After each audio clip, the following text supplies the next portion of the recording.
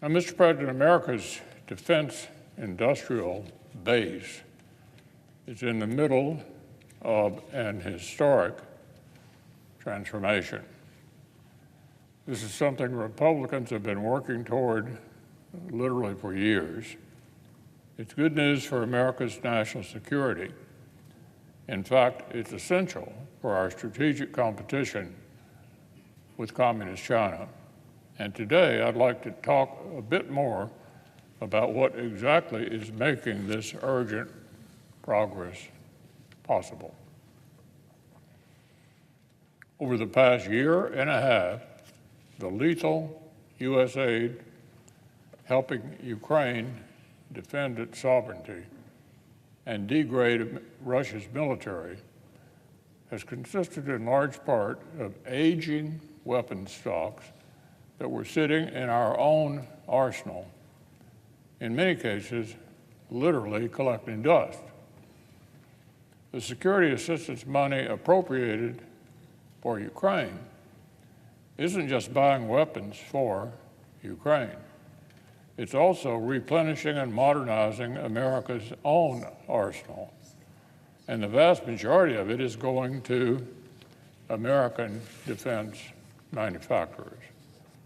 This includes funding to expand production lines of munitions needed by the U.S. military as well as vulnerable allies in both Asia and Europe who want and need American weapons.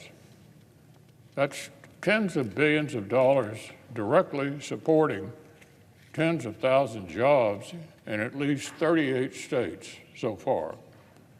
Support for Ukraine is driving historic investments in the communities that we all represent.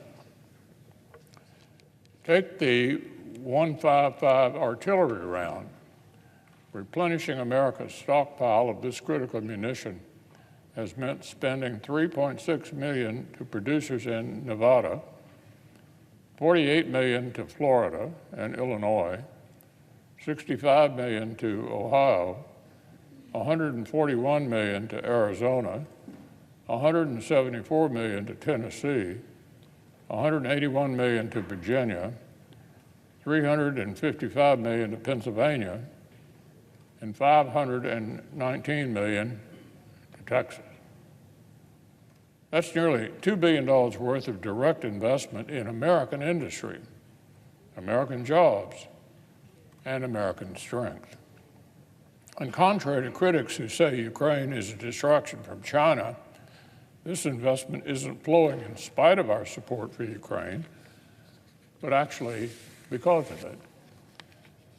A West Virginia facility that supports 1,600 jobs has significantly increased production of motors and warheads for guided multiple launch rocket systems, for which there is increased global demand.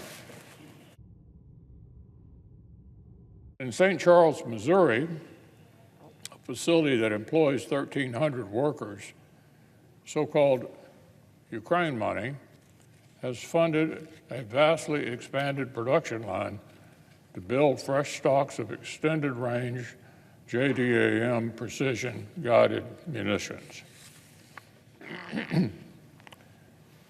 These are actually transformational investments, and they wouldn't have happened without the supplemental funding that we approved last year.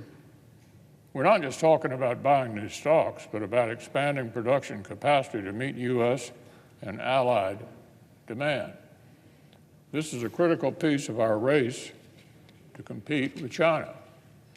In fact, that same Missouri munitions production line is also set to fulfill orders from some of America's closest allies and partners in Asia.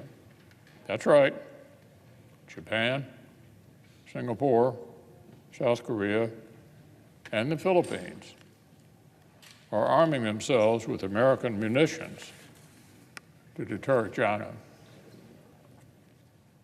And the same is true for other critical munitions.